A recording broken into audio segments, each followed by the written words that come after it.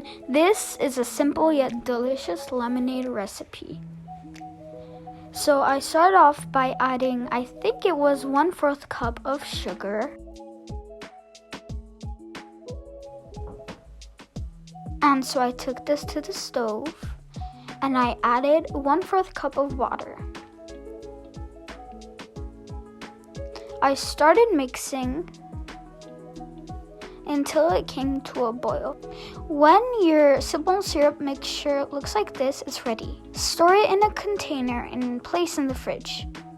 Meanwhile, I cut 1 lemon and I left a few pieces to garnish.